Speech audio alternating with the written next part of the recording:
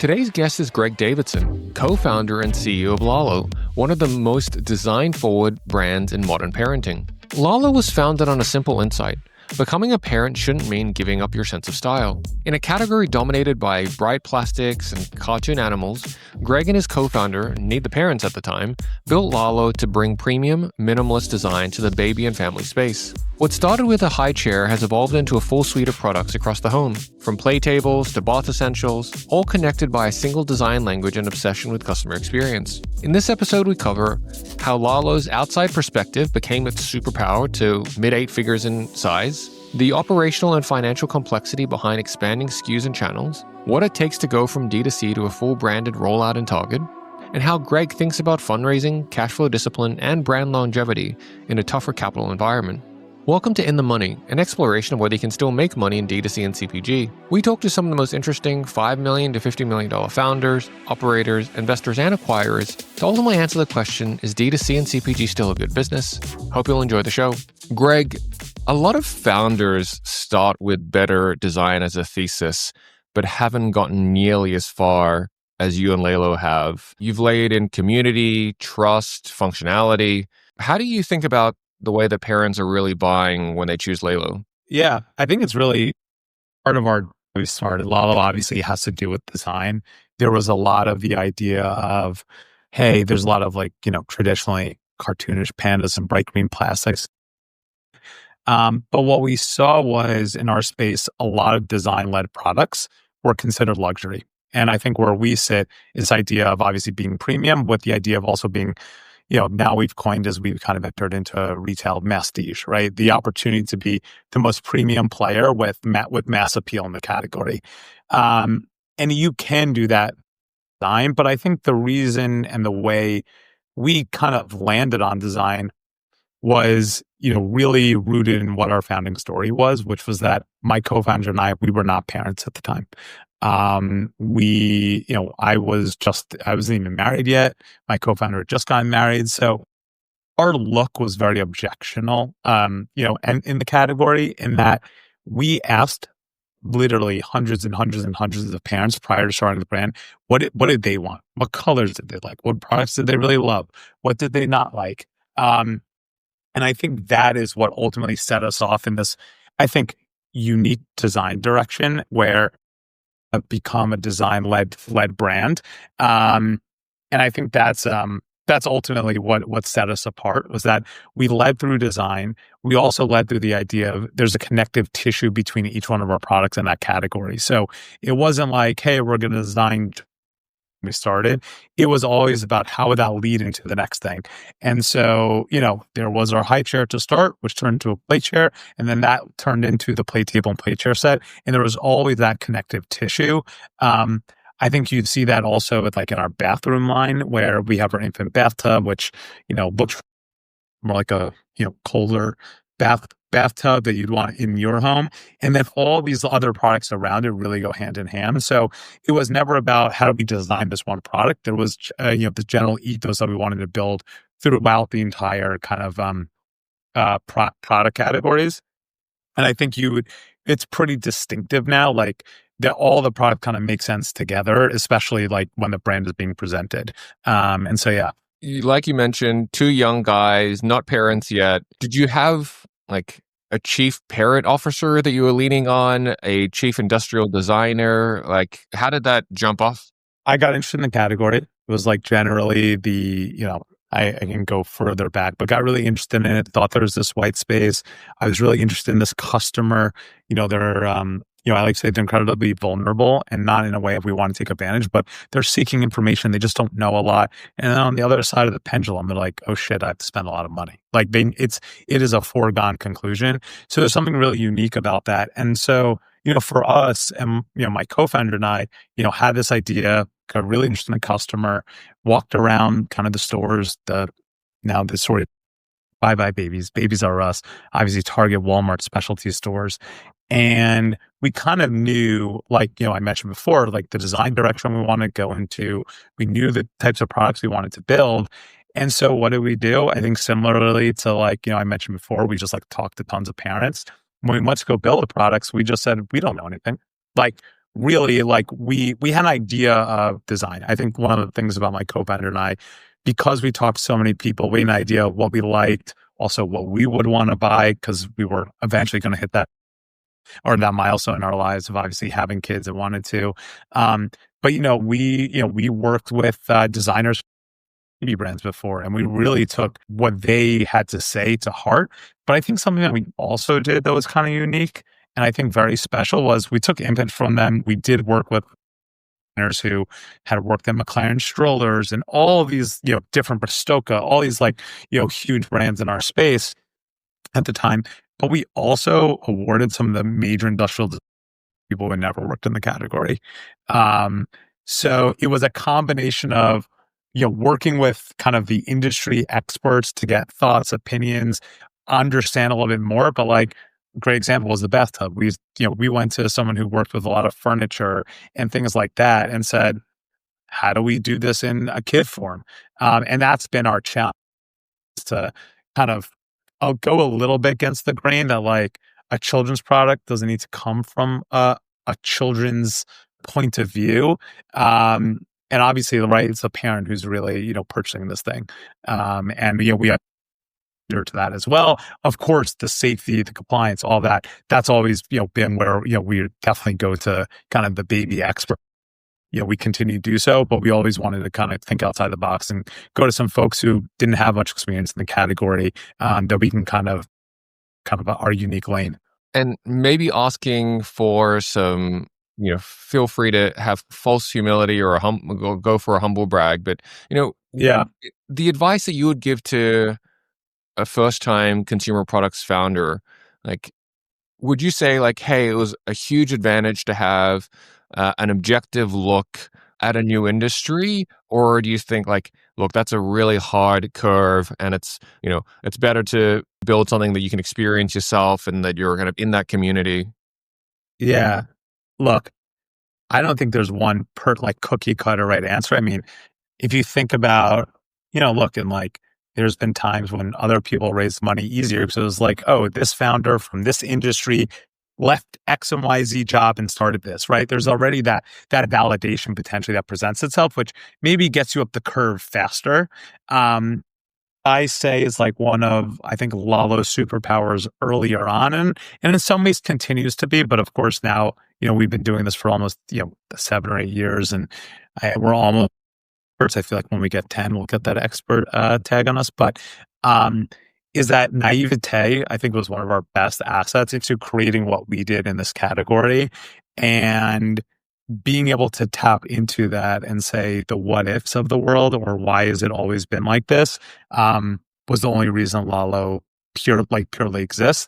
The feedback we got very early on from investors was like, this category is so fragmented, you're not parents, all these things, which are 100% true, but that was the opportunity we saw. So I think it worked well for us. Again, I think it takes a while. I know there's we'll probably talk a little bit about fundraising and stuff, and it definitely takes longer to get up the curve though. There's no doubt that it takes longer to get up the curve, and you have to decide as a founder how much, pain or agony or unknown you're willing to kind of take in order to, get up there. I do think in the long term though, if you can, the humble brag that I'll give you is I think it's bode us very well now, in that we are experts now. So, there's not much of a curve for us to climb. And in fact, we probably have an advantage over some of those folks because we still have that naivete always in us.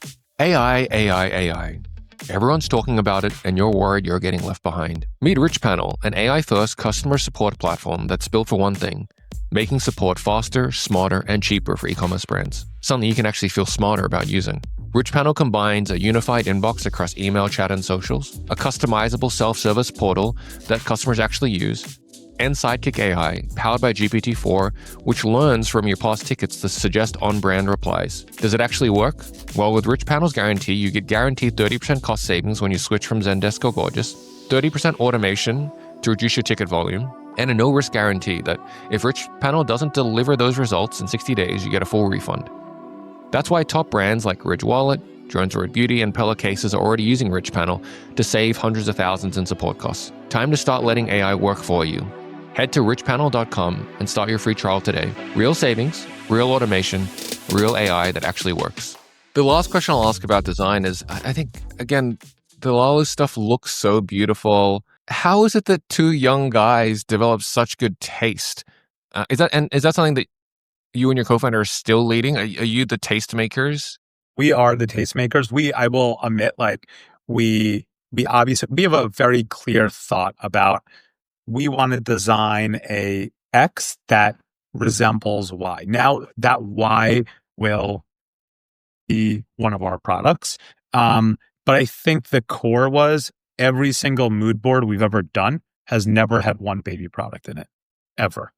Yeah, That is interesting. never, we never looked at other products in the market. Now, there were products on the market when we're developing whatever product it might be, but on our mood board, it's never any other baby product. It's design, it's furniture, it's art. And that's how we've been able, I think, to kind of elevate it. You know, I guess, another humble brag, my co-founder and I like to think we have decent taste.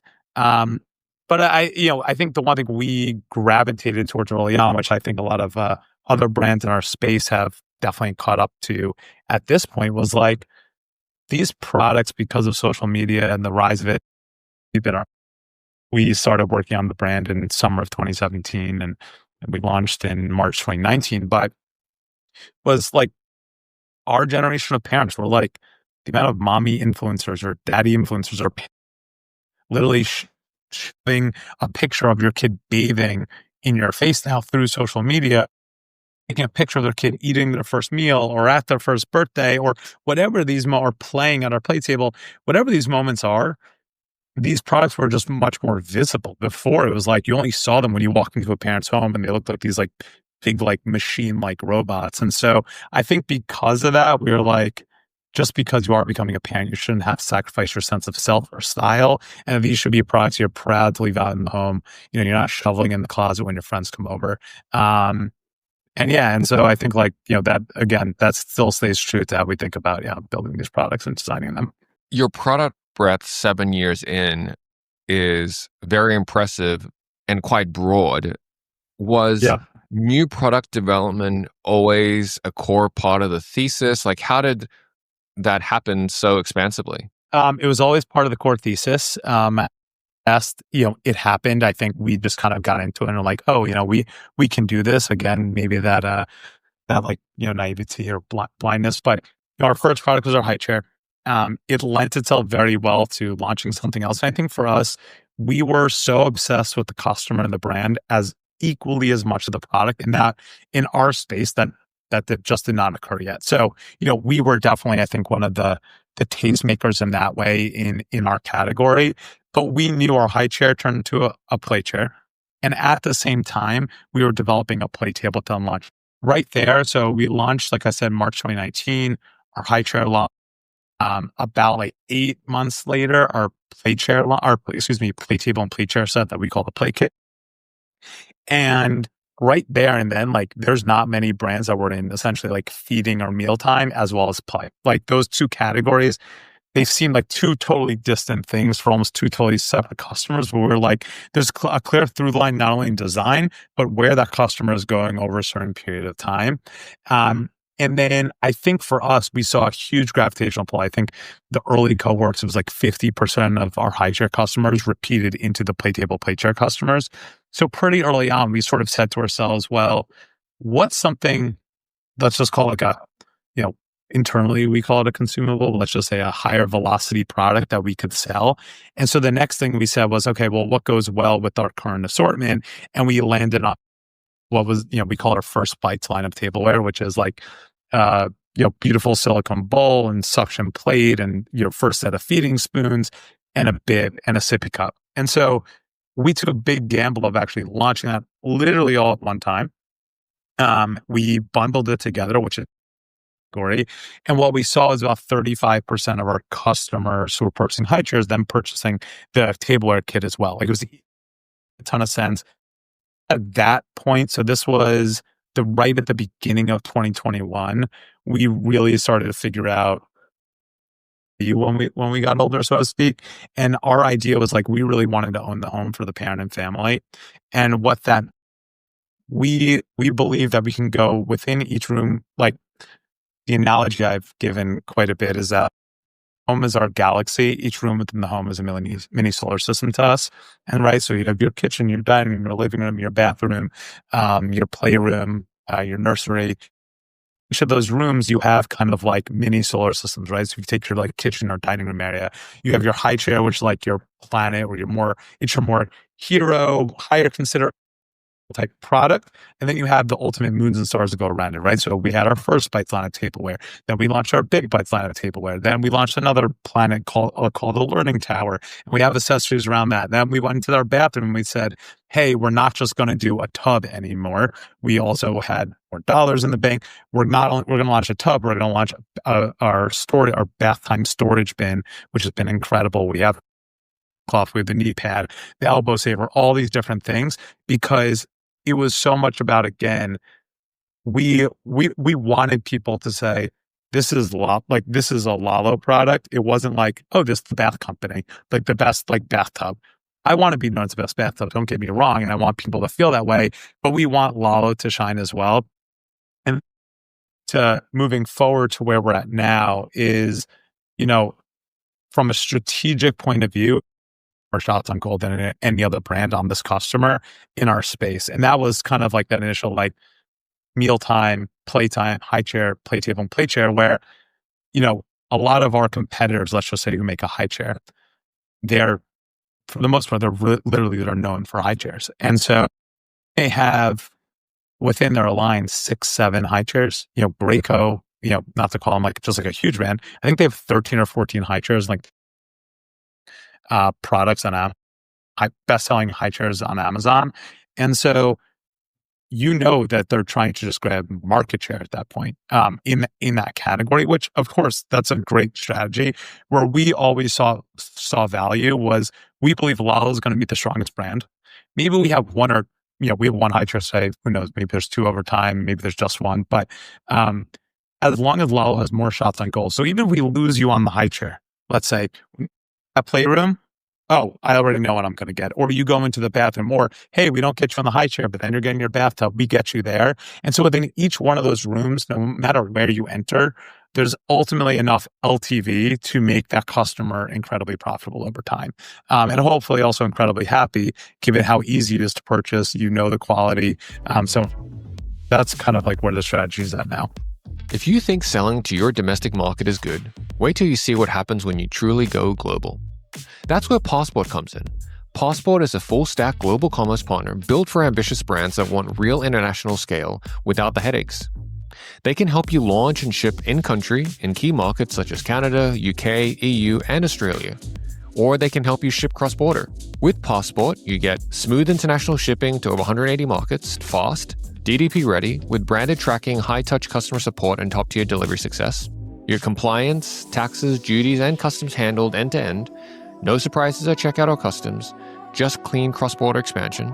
They'll even handle your duty drawback claims. And you get localization and storefront adaptation, local currencies, shipping rates, payment methods, and tailored checkout experiences so your brand feels local no matter where you ship. Passport works with most US and UK-based 3PLs and with top brands like Ridge, Hexclad, OneSkin, Dole's Kill, and many more that have already turned Passport into their growth engine for global sales. So if you're thinking global, if you want to scale into new markets, unlock demand outside your home country, and do it the right way, go check out passportglobal.com. There's been, I think, more of a push in the last 12, 18 months for brands to expand their SKU. CAC's getting more expensive. Everyone's making an LTV push. But there's also kind of working capital and inventory ramifications. Maybe share some learnings about that. There's a ton of risk to it. And I think, we're actually in part of that like learning inflection. I think like you mentioned, we launched SKUs very quickly. We really, for 2019, 2020, 2021, and kind of like starting in 22, we were like a high chair, play chair, tableware company, like very simple. We kind of knew where AOV always was. Like it was very easy to track. As you start introducing a lot of other products, other SKUs, you have to realize you're also giving now. There's more. It's easier to purchase from you, um, but at the same time, you're also introducing SKUs where, hey, like our AOV is, less than it was. It's impossible for it not to be, and especially when you are and like we were, I think, at that point, really we essentially were D2C only. We had a business with Babyless. We had dropship at that time, and 21, 22. But like as AOV starts to come down, your D2C metrics can completely change on you. And that's when, and I think that's a big reason why, obviously, I think brands now are looking towards, true retail much earlier than they were before, is to combat that. We lived in this world where our AOV was very high for a very long time. And as we expanded product, it's not that we didn't start to continue to see revenue grow, but you saw AOV start to come down because your product line was bigger. And that is tough. That is definitely tough to battle against. And I think you said capital, inventory. Now you're trying to market against multiple products as well. And there's just a lot of learnings through that. I think like our learning now that we're sort of seeing is, we sort of expanded a lot through, I think like these like ancillary products that have higher volumes. Don't get me wrong. I mean, like, the amount of volume we're selling on some of these things is absolutely mind blowing, but it totally changed our business. And we're definitely getting back to, I think, the place where, we went to, higher consideration price point. Reason why I think our brand spoke to people really early on was like, I think Lalo has done something where it seems simple, but it's really not, which is we launch products with high amounts of aesthetic. We have like, what I like to say is like small innovations that drive huge amounts of impact. And it's harder to do that in a bowl. There's only so much, but which is a great example of a product we launched, got a $90 price point. We launched a footrest and this like very unique tray that comes with it. And it's like, you're able to see a massive pop again. And it's getting back to understanding that the right amount of innovation with the right product at the right price, can really change your business. And innovation is marketing. And it's important to not forget that, because expanding in some of these smaller things, it's not that they're less innovative. Like I said, less possibility for innovation in some of these products. And that's really important to remember, because innovation really can drive successful marketing. Yeah, totally makes sense. You touched on retail earlier. Outside looking in, it seems like you guys waited, and then sprinted. Like there wasn't a kind of crawl, walk, run, but maybe it's different on the inside. Yeah, maybe just talk about the retail experience more recently. Yeah, no, you're right. There was no crawl. I think the gamble that we always wanted to take was we want to presented, not any one product. And so, throughout the years, we, thought about, should we go into something like a Target? Can we even go into something like a Target or a Walmart or whatever, channel it might be? And, I think like right as fate would have it, like Target reached out to us. And I think that's the beauty of, hey, we've seen your brand generally everywhere. Why have we never chatted? We said, cool, let's chat. And that gave us the opening to like, it wasn't really just about selling them. It was, we got to come to that and say, hey, we want to do something really unique that puts the brand first, which is what they wanted. And that manifested itself in 2025. We launched about 44, we have we had 43 SKUs that launched in 232 doors, but under like a fully branded 8 feet of dedicated Lalo space across like 2 adjacent end caps. So it's super special, something that they've never done before. And actually our hook on high chair in September, we actually launched chain-wide, which was our first chain-wide product, which has done super well. And so, yeah, and it's been awesome. It's very like, I don't know if it's D2C. It's definitely not D2C 1.0, because that was like the good times when you could just be D2C and you could just spend your marketing dollars and be hopefully and do super well.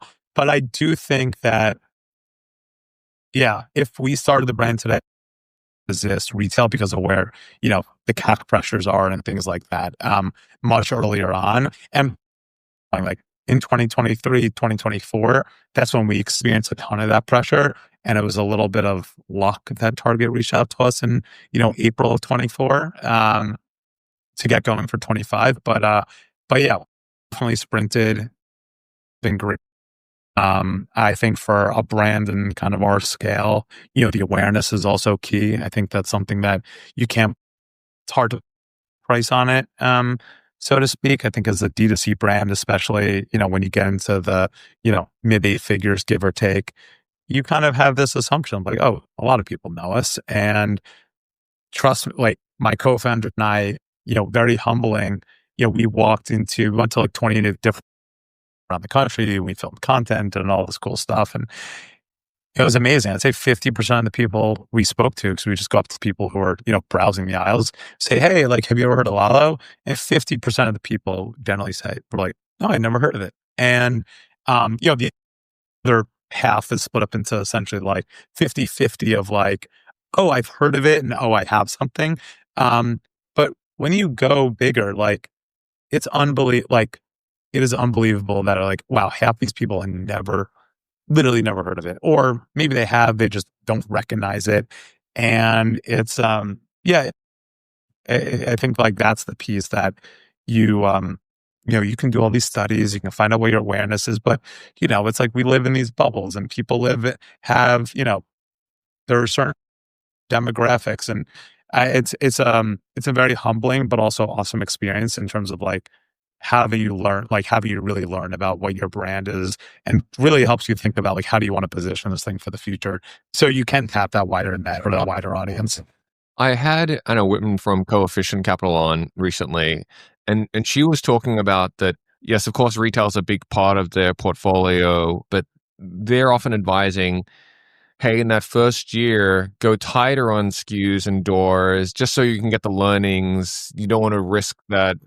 Once if you have a failed retail campaign, it's harder to get back. You guys have had a very successful retail campaign, so obviously you're biased. But maybe just talk about like, was there much internal discussion of like, maybe we shouldn't go this big and broad in our first year? So the store count was pretty tight generally. So we felt good about that. I would say looking back, given there's 43 individual SKUs, I think we would have gone a little bit tighter on the assortment. We had a very unique arrangement where they were like, hey, here's a space. Essentially do with it what you want. Now, so we're in mostly our bath time products and a couple smaller play products. I think we would have gone a little bit tighter with the assortment, maybe like a couple less, or in some things we have 2 colors, some things we scale back to 1 color. So I do think there is always something to like be a little bit tighter. Now, if we were in line and it was like, I think there's definitely, if someone was like, hey, I'm launching 3 and I was actually just talking to another brand and they're like, Target said go nationwide, and I was like, do not, because there's multiple things in a situation that sucks.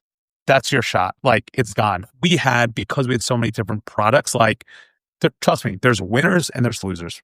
Period. End of story. Some of those losers are not going to continue into next year into Target, even though we're expanding our footprint. So that's number 1. Number 2, because speaking from experience about the things that were going well, now we're in 232 doors. You have online, you have people doing buy now, pick up in store. Like there's a lot of other factors. If it does go well, if you can't afford it, now you have a whole other set of issues too. And so it is a fine line of obviously building up that momentum and that excitement. But I 100% would caution. I would actually agree that I think I would. So let me finish this sentence. I would agree that you should be a little bit tighter in your SKU count and door count. Again, I think we had a unique arrangement. We have these like end caps that are just ours. No one else is on it. That we can maybe take a couple bigger swings and say, it's okay if, this thing wins and this thing misses, because you're going to have some winners and losers. But if you have 3 or 4 or 5 things that are going in line, or 2 things, you better either hope they're winners. And if they are winners, you better hope that you can afford to pay for what's it can be very cumbersome and hard. Why do we love numeral? Well, here's the good, the bad, the ugly. The good is that over 2,000 e-commerce store owners just like you use them for sales tax compliance, including brands like Graza, Ridge, Gruns, and 8 Sleep. The bad is that none of us got into this to spend a ton of time on sales tax and admin, which is why Numeral is able to help you in 5 minutes or less get full coverage, deal with registrations, ongoing filings, and compliance. It just all happens in the background.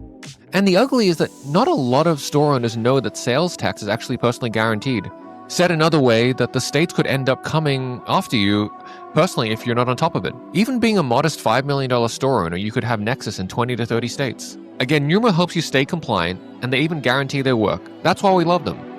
Go and check them out at numeralhq.com. I imagine that for the last 9 to 12 months, you're orienting a lot of the internal resources and then even the marketing dollars to kind of support that program to make sure it did fly.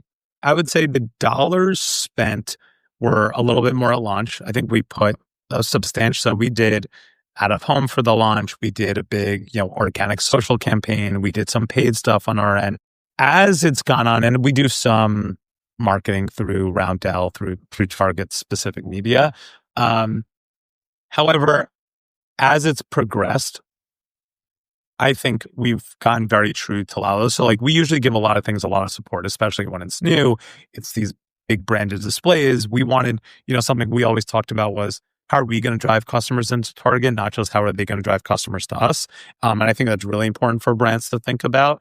I think the thing that, as it's progressed now over the past, 8 or 9 months that it's been since we've launched, and, we've always looked at our pie essentially as very blended across all channels. I'm sure many founders have done the same exercise we do each year, which is, hey, we're going to do X amount of dollars.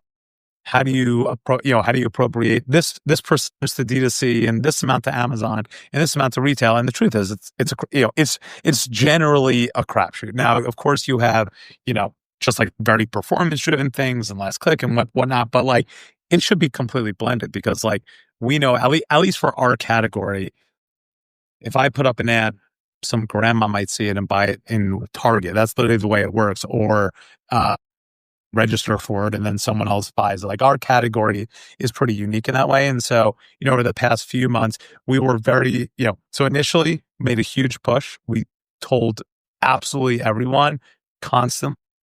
We do obviously promote some of the promotions that we do through Target, and there are some targeted things. But I think over time, we've sort of allowed our kind of regular cadence of marketing to kick in to create that awareness of Lalo kind of is everywhere now, versus kind of just a traditional D2C brand. We're going to switch tracks to fundraising. Lalo's raised from top tier investors. Maybe just talk about how fundraising has changed over the last 7 or 8 years that you've been in market. Yeah, it used to be easier. Now it's a lot harder. That I think that's general. That's me making generalities. But I think to kind of the original talking points we were talking about who are you as a founder, how long does it take to get up that curve? Also, category driven. We have a ton of investors on our cap table, and in the early days, it was incredibly challenging. We, our friends and family around, I'd say had no friends and family, but just network 10K, 5K, 20K, 30K, 10K, maybe, 50K. And that was our initial journey. I think right before we launched though, it was even crazier. It was pre-launch consumer business raises $1.5 million, $2 million. We were part of that slightly. But there was I remember very vividly pre-launch prototype, going into institutional investors' office asking for, then deemed a pre-seed. I mean, no, pre-seed's probably totally post-launch, but saying, hey, can you underwrite $1.5 million or something that's never launched, has zero traction other than this category. So we were there, we did not get a check like that. And so we had to just, essentially for every iteration that we made in those early days, pre-launch, we said, this is the step we're at, this is how much money we need. And we just kept going. Now I think that bode us well because essentially, you know, a large cap table, yes, can be a pain in the ass to manage, but you do have that many, you have that many more people who are involved. You have many more people to lean on. As long as there are people who don't bother you too much, it's there. It's a massive network you get to be able to pull down on really when you need it, and maybe when you need it most. And COVID was a great example of that for us. Even though we were launched for still fairly new, but no one knew what obviously what was going to happen. I'm just like gained you like a little bit more. I think that hustle gained us a little bit of credibility of like, I like to say that we're sometimes in our history we've just been cockroaches. We just refused to die. It was been very hard to kill us, and in a category that's durable, we don't have a subscription element. Like we have these marks of, I think, what sometimes people are a little bit afraid of. But obviously what's kept us going has been the idea of like, we're building this brand, and brands in this category are around for 20, 30, 40, 50 years easily. If you can really do it, it just takes a long time. And so I think to us, especially later on, is we did have revenue, and we did have, to be able to, obviously raise from some great people. But yeah. For our listeners that are founders who are not funded, who are bootstrapped, I was catching up with similarly like mid 8-figure, raised a few rounds in the tens of millions in total equity in now. And he was saying that he spends probably 25% of his time, not necessarily fingers on keyboards, but like mental bandwidth, either on the next raise or the kind of intermediate investor relations. I think I spend at least that amount of time. You're always warming up the next people. You always want to update. Like that's part of your job. And look, most companies cannot survive without that function because they've got to figure, especially when you're, if you are not profitable, you got to figure out where the next dollar is coming from. And especially in those early days. And yes, you're constantly warming people up to where you're at, how you're doing. I mean, honestly, it's like one of my favorite parts about the job. I've like really, even through the pain of however many no's we've got, I really love it. But yes, I would totally agree. I think it's at least 25% of the job is because like if you do need to pull on X amount of dollars, whatever that dollar amount is, you need to have people who are ready and willing and able. And without kind of that healthy, constant, I don't want to say constant communication, but often communication, is very hard to make that possible. Greg, as we head towards a wrap, what's been the single biggest win the last 12 months? I think I've got a guess, but is it SKU, channel, something operational? Yeah, I'm sure your guess is like being able to obviously launch in Target and do that whole thing. But I'll dovetail on something you said. I think our team and massive operations team, which is like lean and mean, it's not easy to just like launch in retail and get everything and all the. We've not had one blip in the road, knock on wood. And that is due to just our team, and the two folks who are on there absolutely are just beasts, and they're incredible, and their attention to detail, it is next level. And without them, we literally would not have been able to do it. So that's number one. And then number two, I think our biggest win has been the launch of our Hook on High chair. And it was a great learning and kind of like think back about what makes a great Lalo product, which I said before is high amounts of aesthetic, small innovations, again, that drive massive impact. And I think that's why Lalo products have won in the past. I believe that's why they will continue to win in the future. And it's been a little bit of time since have hit again. So to kind of see that happen has been really special. So yeah. Is there a tactic, a piece of tech that's working especially well for you right now? Maybe it's your new product development velocity. Like, what's something that you're going to continue to double down on? Oh man. We're going to double down on innovation and continue to do so. I think we're like very reinvigorated in that innovation pipeline. Not that we haven't been, but I think over the next year, especially with distribution now, it's helped us kind of like find new life through innovation. Because lot of places to put it, luckily, which is great. So we're very excited. That's amazing. Is there anything you're looking for from listeners, channel partners, collaborators, investors to accelerate Lalo's next phase of growth? Tell all your friends and family about Lalo. That would really be the greatest thing you can do. Go to Target. Yeah, go to Target. That's a good one. Exactly. Yeah. Awesome. Greg, thanks so much for coming on and look forward to next time. Yeah, thanks for having me. Appreciate it.